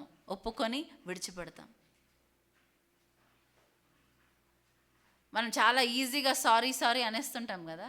Do you really mean it? Sorry అంటాము, మళ్ళీ నెక్స్ట్ టైం అదే చేస్తాం. క్షమించాలి, అది వాళ్ళ పని. మనం ఎవరైతే అఫెండ్ చేస్తామో, ఎవరైతే బాధ పెట్టామో అది వాళ్ళ పని. కానీ నా పని ఏంటి, నేను ఒకళ్ళు పదే అఫెండ్ చేయడమా? నేను సారీ చెప్పినప్పుడు దాని వాల్యూ ఉండదు. ఎవరైనా అడగండి, ఒకటే పని పదే చేస్తే ఒక పాయింట్ వస్తుంది, బ్రేకింగ్ పాయింట్. దాని తర్వాత నీ సారీ కూడా అవసరం లేదు, నాకు అవసరం లేదు అంటాడు. సారీ చెప్తే కూడా కోపం వస్తుంది. కొంతమంది గురించి బైబిల్లో ఉంది, దేవుడు అంటే వాడు విడిచిపెట్టే, do not even pray for them. వాళ్ళ గురించి నువ్వు ప్రార్థన కూడా చేయొద్దు అంటాడు. Don't even pray for them అంటాడు. వాళ్ళ గురించి నాకు మొరపెట్టద్దు అంటాడు. మీ ప్రార్థన నాకు హేయమైనవి అంటాడు కొంతమంది గురించి అయితే. మీ ప్రార్థన ఎట్లాంటివి? హేయమైనవి. డోంట్ ఈవెన్ ప్రే. ఎవరు? దే డోంట్ రిపెంటెన్స్ పెరిఫరల్గా పైన ఉండి, ఇవాళ రేపు అది ఫ్యాషన్ అయిపోయింది. సారీ, పొలైట్ వర్డ్స్ స్కూల్లో నేర్పిస్తారు తెలుసు. పొలైట్ వర్డ్స్ ఏంటంటే sorry, thank you, excuse me, ఇవన్నీ. But do you really mean that? No. వాడుకకి బాగుంటాయని వాడేస్తుంటాం మనం. సారీ, నన్ను క్షమించు అన్న మాట మనం చెప్పినప్పుడు వాడిని మనం ఒప్పుకొని విడిచిపెట్టాలి. ఒప్పుకొని విడిచిపెట్టాలి. Are we repenting enough? Do we repent?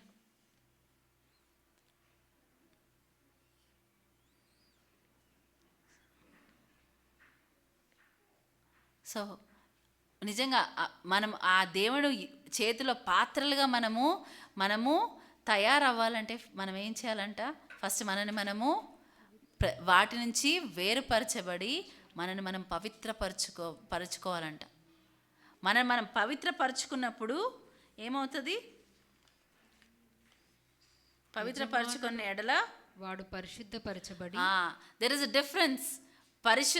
పవిత్రపరచబడ్డాక అప్పుడు పరిశుద్ధపరచబడతారంట. పవిత్రపరచుకోవడం మన పని, పరిశుద్ధపరచడం దేవుని పని. Nobody can make you pure and holy. దేవుడు ఒక్కడే మనని ఆ విధంగా మార్చగలడు. ఫస్ట్ ఎప్పుడైతే మనం క్లెన్స్ చేసుకుంటామో అప్పుడు ఏమంటారంటే వారు అప్పుడు పరచబడి పవిత్రపరచుకుంటే, మనని మనం పవిత్రపరచుకుంటే మనము పరిశుద్ధపరచబడతాం. Hallelujah. If you cleanse your self.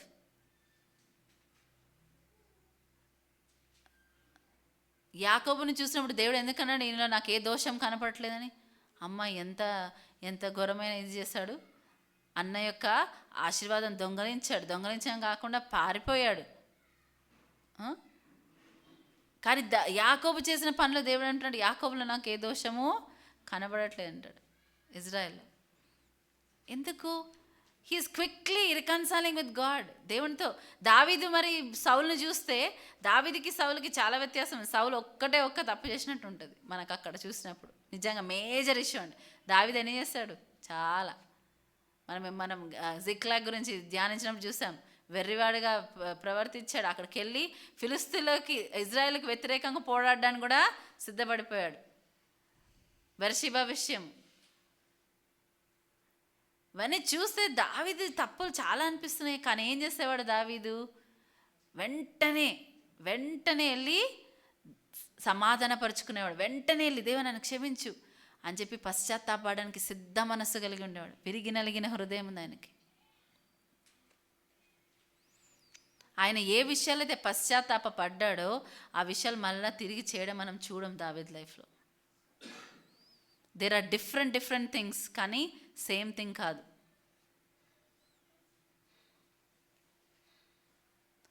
అతిక్రమము చేయవారు ఏంటంటే దాచిపెట్టే వాళ్ళు వరదిల్లరు, కానీ దాన్ని ఒప్పుకొని విడిచిపెట్టేవారు కనికరము పొందుతారంట. విడిచిపెట్టాడు. తర్వాత ఆయన దావీదు ఓల్డ్ అయిపోయినప్పుడు ఒక యవ్వనరాలు తన దగ్గర పెడతారు. But he does not see her with sinful eyes. అంటే పాపము చేయడానికి అన్నట్టు, లేకపోతే వేరే ఉద్దేశాలతో ఆయన ఇది చేయడు. అంతే, అదే లాస్ట్. నాతానకు చెప్పాడు. తర్వాత మనము దావీదు లైఫ్లో ఇంకొక ఉమెన్ వచ్చినట్టు మనము ఇది చేయం. ఫినిష్ అయిపోయింది. నువ్వు నన్ను అడిగితే నేను ఇచ్చేవాడిని కదా అన్నాడు దేవుడు. అయిపోయింది. నన్ను క్షమించయ్యా, పాపం చేశాను, అంతే. ఆ విషయంలో ఏమైంది? ఒప్పుకొని విడిచిపెట్టాడు. మన లైఫ్లో మనం ఏవి ఒప్పుకుంటున్నామేమో, రోజు ఒప్పుకుంటాం కొన్నిసార్లు, కానీ విడిచిపెట్టాం కాబట్టి విడుదల రాదు.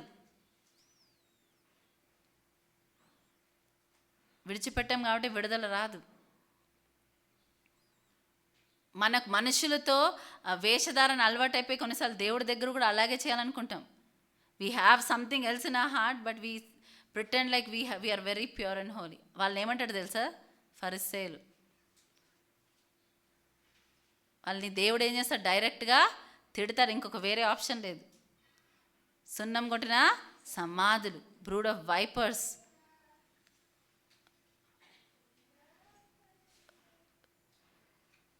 ట్యాక్స్ కలెక్టర్స్ని సునకం అది వసూలు చేసే వాళ్ళని ఏం చేసేవాళ్ళు, ఆ కాలంలో చాలా సిన్నర్స్గా చూసేవాళ్ళు, వాళ్ళు పాపం చేసేవాళ్ళుగా చూసేవాళ్ళు. యేసు ప్రభు పైన రూపాన్ని చూడట్లేదు, ఆయన ఎవరైనా అందరికీ అవకాశం ఇచ్చాడు. మనము కూడా ఇక్కడ చూస్తే మనకు అవకాశం ఇస్తున్నాడు. నీకు కూడా ఛాన్స్ ఉంది, నాకు కూడా ఛాన్స్ ఉంది. ఘనహీనమైన స్థితిలో మనం ఉన్నామేమో, కానీ ఘనతకైన పాత్రలుగా మనము మార్చబడగలం. కానీ ఎక్కడ ఉండాలి? ఫస్ట్ మన స్టెప్ మనం చేయాలి, draw near to God and he will draw near to. First మనం ఏం చేయాలంట, మనం చూద్దామా, యాకోబు పత్రిక 4వ అధ్యాయము 7వ వచనమమ్మా, 8వ వచనం. 8వ వచనం చదువు. దేవుని యొద్దకు రండి, అప్పుడు ఆయన మీ యొద్దకు వచ్చును. సో దేవుని యొద్దకు రండి, అప్పుడు ఆయన మీ యొద్దకు వచ్చును. హల్లెలూయా. దేవుని యొద్దకు రండి. ఏం చేయాలి, ఎలా వెళ్ళాలి నేను దేవుని దగ్గరికి? మనకు తెలుసు, మన పాపములు ఆయన ముఖమును మనకు మరుగుపరిచాయంట. మనం చూడకుండా, ఆయన మనం చూడకుండా అవి అడ్డుపడుతున్నాయంట. ఫస్ట్ ఏం చేయాలి, మనము పవిత్రపరచుకోవాలి. పవిత్రపరచుకొని మనం గనక ఆయన దగ్గరికి వెళ్తే ఆయన ఏంటంట, మనం అప్పుడు పరిశుద్ధపరచబడతామంట. హల్లెలూయా. పవిత్రపరచుకొని మనం ఆయన దగ్గరికి వెళ్ళి కన్ఫెస్ చేస్తే, మనం ఒప్పుకుంటే, అప్పుడు ఏం చేస్తాడంటే ఆయన మనని పరిశుద్ధపరుస్తాడు. What are the things?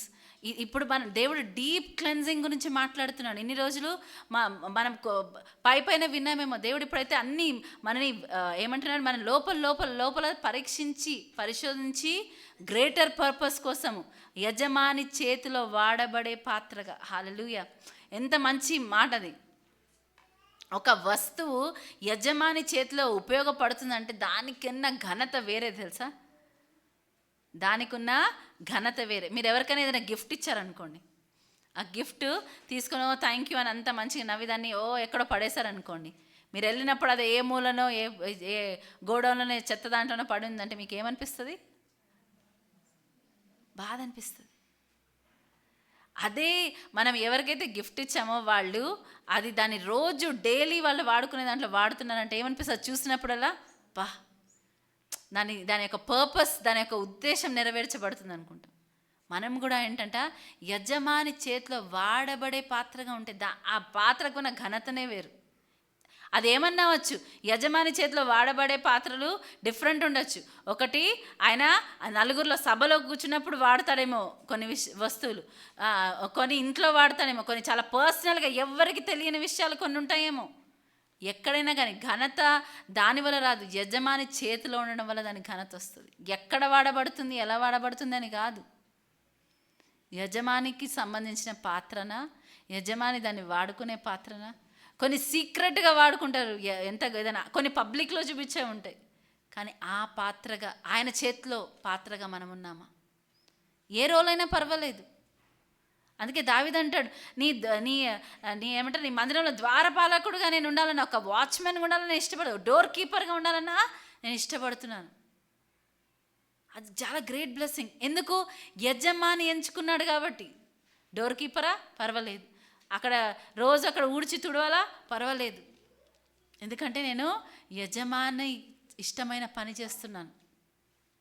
యజమాని విసినిటీలో అంటే ఆయన కన్ను దృష్టిలో కనపడే దాంట్లో నేను ఉంటున్నాను. నన్ను ఇక్కడిక్కడ ఉంటే, ఈ ఆవరణలో ఉంటే నన్ను ఆ యజమాని గమనిస్తాడు. ఒకరోజు ఏమవుతుంది, గమనించి దానికి ఘనత ఇస్తాడు. హల్లెలూయా. దానికి ఘనత ఇస్తాడు.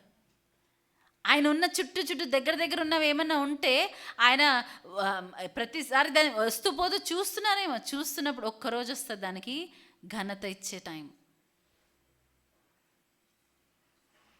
నువ్వేం చేయాలి? నువ్వు ఇది చేయాలి, నిన్ను నువ్వు పవిత్రపరచుకోవాలి.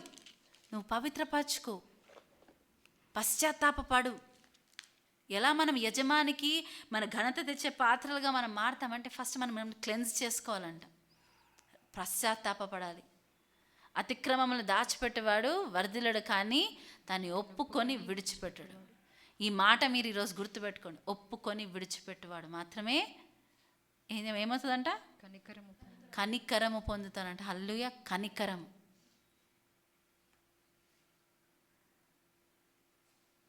దేవుడి చేత ఆశీర్వదింపబడ్డవారు, దేవుడు చేతిలో ఇదిన్న వాళ్ళు ఫస్ట్ ఏం పొందుతారు తెలుసా? దేవుని వాళ్ళు చూసినప్పుడు వాళ్ళు కృపను పొందుతారు, కనికరాన్ని పొందుతారు.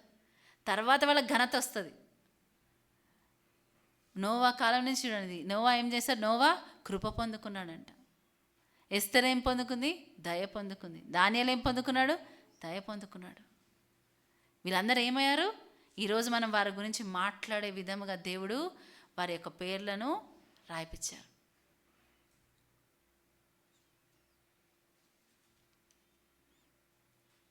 టు బి నోటిస్డ్ చాలా ఇంపార్టెంట్. ఆయన మనం కొన్ని ఘనహీనమైన పాత్రలను ఎవరు చూడరు కూడా. అవి ఎక్కడుంటాయి? ఎక్కడో మూలకు. అసలు వాటికి ఎందుకురా బాబు, దాన్ని చూసినప్పుడు ఒక్కటే ఫీలింగ్ వస్తుంది, ఎందుకు బా ఇది ఎందుకు ఉంది, ఎందుకు ఇది ఉంది. ఇంకా దాన్ని పారవేయట్లేదు అంటే ఏంటంటే అది మర్సీ అనమాట. ఒకవేళ ఆ పారవేయని స్థితిలో మరి అదే అంటాం కదా, పనికి రాని పాత్ర అని పారవేయకుమా, ఘనతకైన పాత్రగా నన్ను మార్చమా. ఎలా మారుతాము? దాని ఫస్ట్ స్టెప్ అంటే మనం ఒక్క అడుగు వేస్తే ఆయన మన కోసం ఆయన ముందుకొస్తాడు. తప్పిపోయిన కుమారుడు ఏం చేస్తాడు? తన తండ్రి ఇంటి లోపలికి వచ్చేసి ఆయన ఏమంటారు, బెడ్రూమ్లోకి వెళ్ళి మాట్లాడలేదు.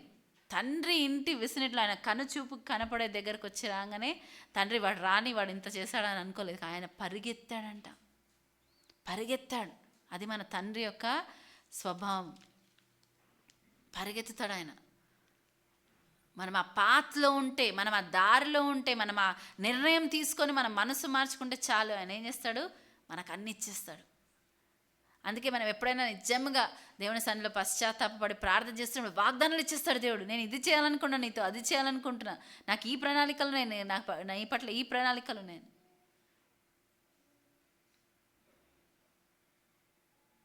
ఆయన నిన్ను బట్టి హర్షిస్తున్నాడు, నిన్ను బట్టి ఆయన ఎంతో హిస్ సింగింగ్ ఓవర్ యూ అని ఉంటుంది జెఫన్యాలో మనం చూస్తే. Singing over.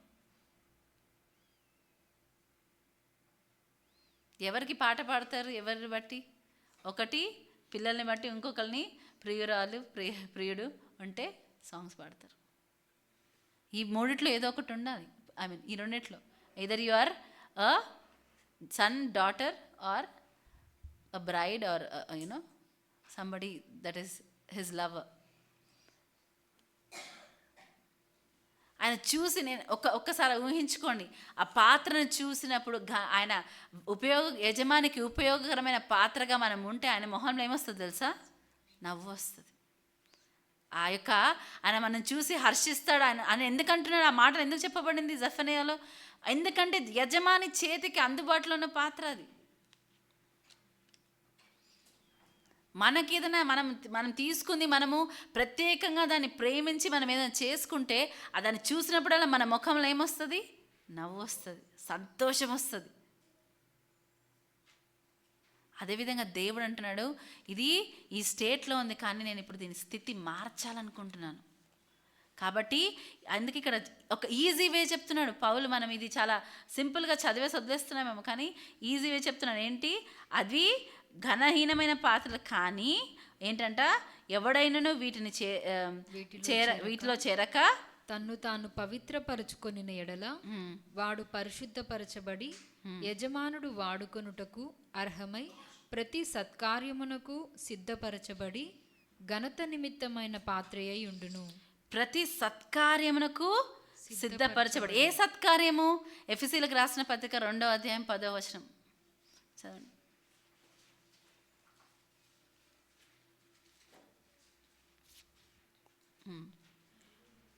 మరియు వాటి యందు మనము నడుచుకొనవలెనని దేవుడు ముందుగా సిద్ధపరిచిన సత్క్రియలు చేయుటకై మనము క్రీస్తు యేసునందు సృష్టింపబడిన వారమై ఆయన చేసిన పని అయి ఉన్నాము. ఇక్కడ చూస్తే ఎవరు యజమానికి యజమాని చేతిలో ఉన్న ఘనతకైన పాత్రగా మార్చబడతారంటే ఎవరైతే మరి ఇక్కడ చూస్తే ఎవడైనా వీటిలో చేరక తను తాను పవిత్రపరచుకునేట్ల వాడు పరిశుద్ధపరచబడి యజమానుడు వాడుకొనుటకు అర్హమైన ప్రతి సత్కార్యమునకు సిద్ధపరచబడి, అంటే దేవుడు మన కోసం ఏవైతే పనులు ఏర్పాటు చేశాడో వాటి కోసం మనల్ని వాడడానికి ఆయన సిద్ధముగా ఉంటాడంట. హల్లెలూయా. వాటి కోసం మనం వాడడానికి, అంటే ఇంకా వాళ్ళకి ఏముండదు, నేను ఇది కావాలి, నేను అది చేయాలి, నేను ఇది చేయాలి, కానీ నాకు కొంచెం టైం ఇవ్వు, నువ్వు పిలిచావు కానీ కొంచెం ఇది ఇవ్వు, అట్లుండదు. సమయల్లాగా చిత్తం ప్రభు నువ్వు పిలిచావా, ఓకే నీ దాసుడు ఆలకిస్తున్నాడు అంటారు. ఎంత సమయాల వయసు ఎంత చిన్నవాడు, కానీ దేవుడు ఆయన ఆ ఏజ్ నుంచి వాడుకుంటున్నాడు. ఏజ్తో సంబంధం లేదు, పరిస్థితితో సంబంధం లేదు, ఎవరినైనా దేవుడు వాడుకోగలడు. ఇక్కడ చూస్తే మనకు చాలా క్లియర్గా ఉంది. ఎప్పుడైతే వారిని వారు పవిత్రపరచుకుంటారో, పరిశుద్ధపరచబడి యజమానుడు వాడుకొనుటకు అర్హమైన ప్రతి సత్కార్యమునకు సిద్ధపరచబడి, అర్హమైన ప్రతి సత్కార్యం. ఈ సత్కార్యం ఏంటి? దేవుడు ఆయన మన కోసం క్రీస్తులో మన కోసం ఏర్పరిచిన సత్క్రియలు చేయటకు మనం అందుకోసం పిలువబడ్డామని ఉంటుంది క్లియర్గా. క్రీస్తులో మన కోసం ఏర్పరచబడిన ఆ పనులు, మంచి పనులు నువ్వు నేను అనుకుంటే మంచి అయిపోదు. అలా అంటే ఈ లోకంలో దేవుడు లేకుండా ఎంతోమంది ఎన్నో మంచి పనులు చేస్తారు, కానీ అవన్నీ ఏంటి? నీ నీతి క్రియలు మురికి గుడ్డలు లాంటివి అన్నారు. యాక్చువల్లీ ఆ మురికి గుడ్డల డెఫినేషన్ చాలా వేరే తెలుసా. మనం ఇంట్లో వాడుకునే ఏమంటారు డర్టీ క్లాత్స్ అనుకుంటాం, అవి చాలా వేరే. అవి చెప్తే చీ దరిద్రం అలా అనుకుంటారు వేరే వాళ్ళైతే. అట్లాంటివి ఇది ఉంటే ఇంట్లోకి కూడా రానివారు. అంటే మన పనులు ఏమంటున్నారు అట్లాంటివంట, మన సొంత నీతి క్రియలు మురికి గుడ్డలు లాంటివి అంటారు.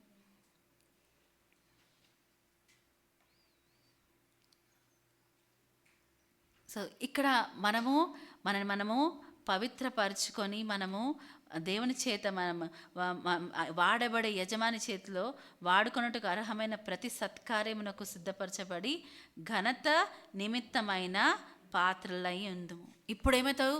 God honours. దేవుడు ఆయన కోసం సిద్ధపరచబడిన దాన్ని ఆనర్ చేస్తాడంట.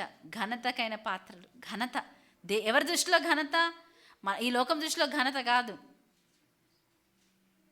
ఆయన దృష్టికి ఘనతకైన పాత్ర అంట. హల్లెలూయా. ఆయన దృష్టికి, ఆయన చేతిలో మనం ఘనతకైన పాత్రలుగా ఉండాలి. ఆయన ఘనపరుస్తాడు. ఆయన నన్ను డిజానర్ చేయడు, హీ ఆనర్స్ యూ. తండ్రి దగ్గరికి తప్పిపోయిన కుమారుడు పరిగెత్తుకొని వస్తుంటే తండ్రి పరిగెత్తుకొని వచ్చి ఏం చేశాడంట? నువ్వు ఫస్ట్ నా కాళ్ళ మీద పడు, నువ్వు ఫస్ట్ నన్ను క్షమాపణ అడుగు అనలేదు. ఆయన హృదయం ఎలా తెలిసింది? ఎప్పుడైతే ఆయన తెలివి తెచ్చుకొని ఏం చేశాడంటే తన తండ్రి యొద్దకు తిరిగి వెళ్ళడానికి ఆ మార్గంలో మరలా రిటర్న్ వచ్చేసి ఆయన ప్రాబబ్లీ గేట్ దగ్గర చూసారేమో, అర్థమైపోయింది నా కుమారుడు తిరిగి వచ్చేస్తాడు, ఇంకా ఆయన ఒక్క మాట కూడా నాకు చెప్పక్కర్లేదు. ఆయనకి ఏం చేశాడు? వెంటనే ఘనత ఇచ్చేశాడు తండ్రి. హల్లెలూయా. ఇక్కడ ఏం చెప్తున్నాడు? మనం ఎప్పుడైతే పవిత్రపరచుకున్న ఎడల వాడు పరిశుద్ధపరచబడి యజమాను వాడుకొనుటకు అర్హమైన ప్రతి సత్కార్యమునకు సిద్ధపరచబడి ఘనత నిమిత్తమైన పాత్ర అయ్యుండును. ఘనత నిమిత్తమైన పాత్రగా మారుస్తాడు. అంటే గాడ్ ఆనర్స్. ఇప్పుడు ఒక రూమ్లో ఒక ఆనరబుల్ పర్సన్ ఉన్నారనుకో, మనం ఏం చేస్తాము? మనం ఏం చేయాలన్నా ఫస్ట్ వాళ్ళ గురించి ఆలోచిస్తాం. అందుకే అబ్రహాం గురించి దేవుడు ఏమన్నాడు? నేను చేయాలనుకున్న సంగతులు అబ్రహాము చెప్పకుండా నేను ఎట్లా చేస్తాననుకున్నాడు. అవసరమా దేవుడికి ఈజీ ఒబ్లైజ్డ్ అంటే ఆయనకు అది కంపల్సరీ. అబ్రహాం చెప్పకుండా చేయలేడా? అబ్రహాముకు చెప్పకుండా చేస్తే అబ్రహాం అడగగలడా? అడగడానికి అర్హత లేదు అబ్రహాంకి. కానీ ఏమన్నాడు? నేను ఇది చేయాలనుకుంటా, కానీ అబ్రహాముకు చెప్పకుండా నేను ఎట్లా చేస్తాను. లోతుని ఎందుకు రక్షించాడంట? అబ్రహామును జ్ఞాపకం చేసుకొని లోతుని రక్షిస్తాడు. మోషేని ఏమంటాడు? మోషే నా స్నేహితుడు అంటాడు. ఒకడు తన స్నేహితుడితో మాట్లాడినట్టు నేను తనతో మాట్లాడతాను. మోషే గురించి రాయబడిన మాట ఏంటి? భూమి పైన ఉన్న వారందరికన్నా ఆయన సాత్వికుడు అంట. ఎవరా సాక్ష్యం ఇస్తున్నారు? దేవుడు. అంటే ఈ పాత్ర ఎట్లాంటి పాత్ర, ఎలా పాత్రగా మనం ఒక్కసారి అయినా ప్రిన్స్ ఆఫ్ ఈజిప్ట్, నెక్స్ట్ రాజు అవే దీంట్లో ఉన్నాడు. ఏం చేస్తాడు ఆయన? అన్నీ కూడా ఏం చేశాడు? విడిచిపెట్టాడు. నాకు ఆ 10 కమాండ్మెంట్స్లో నచ్చినది అన్నీ అద్భుతాలు అవి కాదు. ఎప్పుడైతే మోషేని వాళ్ళు తరిమేస్తారో ఒక మాట అంటారు, ఆయన నడుస్తూ వెళ్తూ ఉంటే, let the name of Moses be stricken from every book, from every tablet. అంటే ఐగుప్తులో ఉన్న ప్రతి చరిత్ర దాంట్లోంచి ఆయన మోషే పేరు తీసేయాలంటే దానికి కూడా ఒప్పుకున్నాడు. అవమానాన్ని ఆయన సహించాడు కూడా. పర్వాలేదు, నేను యజమాని చేతిలో వాడబడే పాత్రగా ఉండే. అందుకే అన్నాడేమో దేవుడు, ఆయన మిక్కిలి సాత్వికుడు అంట మోషే, చాలా సాత్వికుడు. ఎందుకు? ఎంత మా చిన్న చిన్న విషయాలు వదిలిపెట్టాలంటే మనకు చాలా ఈజీ. మనకు అన్నీ బాగుండి అన్నీ మంచిగా ఉన్నప్పుడు దేవుడు అంటాడు, ఇంకా చాలు, నువ్వు ఇక్కడ విడిచిపెట్టేసి నేను నీకు వేరే పని చెప్తున్నాను, అక్కడికి రా. లేదు ప్రభా, ఇక్కడ ఆనర్ ఉంది, నాకు ఇక్కడ ఇది ఉంది. మనం చాలాసార్లు అదే చెప్తాం. ఎందుకంటే మనకు కళ్ళకు మనం అలా చేసినప్పుడల్లా మనం లోతులాగా చేస్తున్నాం, అబ్రహాంలాగా కాదు. కళ్ళకు మంచిగా అనిపించిన దాన్ని మరి ఆయనకి అంటే ఫ్రూట్ఫుల్గా ఏదేనులాగా అనిపిస్తుంది మనకి. మనని మనం డిసీవ్ చేసుకుంటాం చాలాసార్లు. వి థింక్ అది చాలా బాగుంది, ఏదేనులాగా ఉంది, ఇలా ఉంది, అలా ఉంది, కాబట్టి దేవుడు చిత్తం. So we convince ourselves by that. కానీ కొన్నిసార్లు దేవుడు మనకి మోషే లాంటి పరిస్థితి తెస్తే, మోషేకి ఆయన ఒక ప్రిన్స్గా ఉన్నాడు, ఆయనకి వేరే రికగ్నిషన్ అవసరం లేదు, నెక్స్ట్ లైన్లో ఉన్న ప్రిన్స్ ఆయన. మరి ఐగుప్తు ఏదో చిన్న దేశం కదా అప్పుడు, ఇప్పుడు అమెరికా లాంటిది. కానీ ఏం చేశాడంట? అన్నిటినీ విడిచిపెట్టేశాడు. అందుకే ఆయన అన్నాడు, మోషేని చూసి ఏమన్నాడు? ఈయన నా స్నేహితుడు. అబ్రహాము దేవుడు నమ్మాడు, అది అతనికి నీతిగా ఎంచబడింది. కానీ నా స్నేహితుడైనా అబ్రహాం, నా స్నేహితుడైనా మోషే. అరే వీళ్ళ స్నేహితులు ఎట్లా అయిపోయారు? మీరు ఎప్పుడైనా ఆలోచించారు ఈ విషయం? వాళ్ళు ఏంటంటే వాళ్ళ ఘనత కోసం వాళ్ళకి ఏది మంచిగా అనిపిస్తుందో అని ఆలోచించలేదు. వాళ్ళకు ఒకటి మంచిగా అనిపించవచ్చు, కానీ ఒకటి దృష్టికి మంచిగా అనిపించిన దాని అంతం, ఒక మార్గం ఒకటి మంచిగా అనిపించింది, కానీ దాని అంతం ఏంటంట? మరణం. వాళ్ళు ఏం నమ్మారు? నాకు తెలియదయ్యా, నీకే తెలుసు, సో నువ్వు ఏది చేయమంటే అది చేస్తా. అది వదిలేయాలా? ఇది చాలా బాగుంది, మంచిగా నడుస్తుంది. కొన్నిసార్లు మనం చాలా ప్రేమించిందని ఏమంటాడు? ఇచ్చే అంటాడు. అబ్రహాం లైఫ్లో ఒక్కసారి జరిగాక అబ్రహాం దానికి రిజర్వేషన్స్ లేవు. ఇంకా ఏది చేయమంటే అది చేస్తా, ఏది చెప్తే అది చేస్తా. మోషే కూడా అయిపోయింది, ఏది చెప్తే అది చేస్తా ఉన్నాడు. సాత్వికుడు. అట్లా మనం ఎప్పుడైతే దేవుని యజమానికి మనం ఘనత తెచ్చే పాత్రలుగా ఉంటే, మనకి ఏదైనా అయితే మనం రోషం తెచ్చుకోక్కర్లేదు, దేవుడికే రోషం వస్తుంది. మనం చూస్తే ఆయన ఎంచుకున్న పాత్రలను చూడండి, మనం చాలా ఇదైపోతాం. దేవుడే రోషం తెచ్చుకుంటాడు. ఎవరేమనలే. మోషేని వాళ్ళు తిట్టుకుంటుంటే మోషేకి కూడా తెలియదు పాపం, కానీ ఎవరు విన్నారంట? యెహోవా వారి మాటలు విని అని ఉంటుంది. ఆయన మాటలు విన్నారు. యజమాని చేతిలో పడితే చాలు మనకు వచ్చేస్తుంది ఘనత. మనం దానికోసం ట్రై చేయక్కర్లే. చాలామంది అందుకే దేవుని రాజ్యంలో నీతిని మొదట వెతకడు, అప్పుడు సమస్త మిమ్మల్ని వెంబడిస్తాయంటే అది అర్థం కాదు మనుషులకి. మనకి ఫస్ట్ మనం అది చూసుకుందాం, ఇది చూసుకొని తర్వాత దేవుని రాజ్యాన్ని ఎతుకుతాం అనుకుంటాం. కొంతమంది రిటైర్మెంట్ ప్లాన్ ఏంటంటే దేవుని సేవ చేయాలంటారు. కాదు,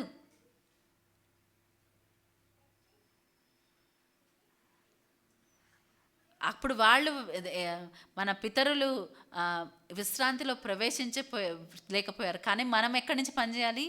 విశ్రాంతి నుంచి. ఎందుకంటే యేసుప్రభు అన్నీ ఫినిష్ చేసేసాడు, మనం ఏం చేసేది లేదు. మనం ఏం చేయాలి?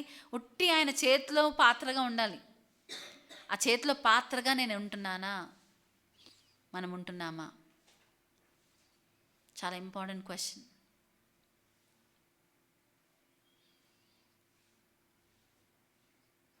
ఘనత తెచ్చే ఇది ఆయనది, మనది కాదు. ఈ లోకంలో మన ఘనత వస్తుంది వేస్ట్. ఈ లోకంలో వచ్చే ఘనత నుంచి మనం పారిపోవాలి. యేసుప్రభుని పట్టుకొని వచ్చి రాజు చేయాలంటే ఆయన ఏం చేశాడంట? పారిపోయాడు. నేను ఉట్టి నా తండ్రి చిత్తం చేయడానికి వచ్చాను, నాకు ఇంకా వేరేవేమవుతున్నాడు.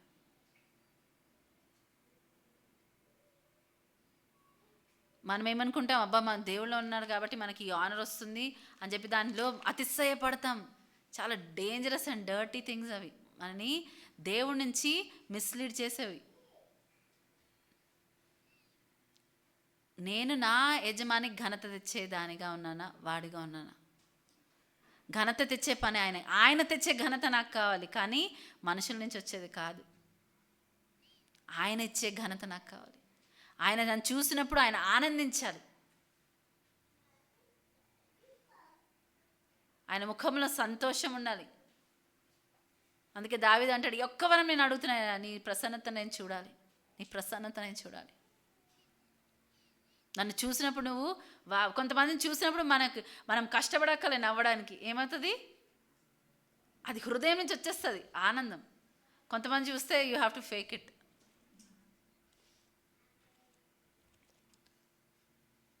సో ఈరోజు మనం ఆలోచించుకున్నాం, యజమాని చేతిలో వాడబడితే ఆయనే ఘనత తెస్తాడు.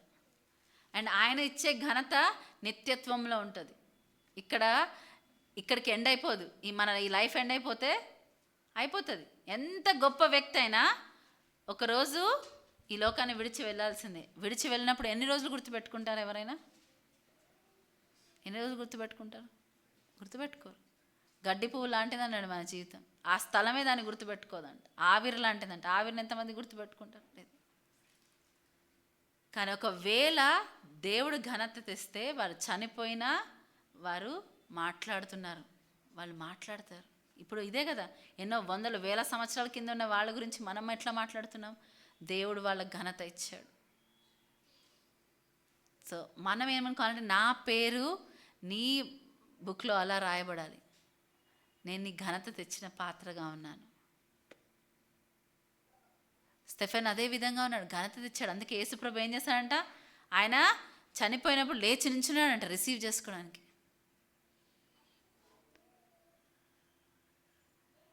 ఆలోచించుకుందాం, మనం ఎటువంటి పాత్రలుగా ఉన్నాం? మనం పవిత్రపరచుకుంటున్నామా? మనం అప్పగించుకుంటున్నామా? మన గోల్స్, మన డైరెక్షన్ ఎటువైపు వెళ్తుంది? Are we that vessels? ఘనహీనమైన పాత్రగా ఉన్న ఆయన చేతిలో పడితే మనం ఘనత తెచ్చే పాత్రలుగా మారిపోతాం. Let's believe that. అది నమ్ముదాం.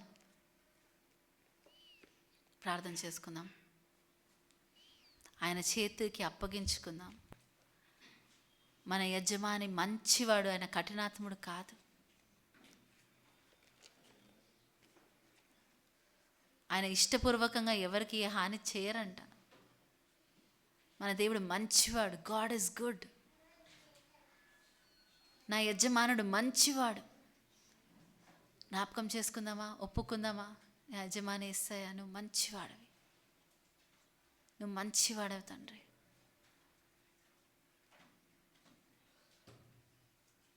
నీ చేతిలో ఘనతకైన పాత్రగా నేను మార్చబడాలి.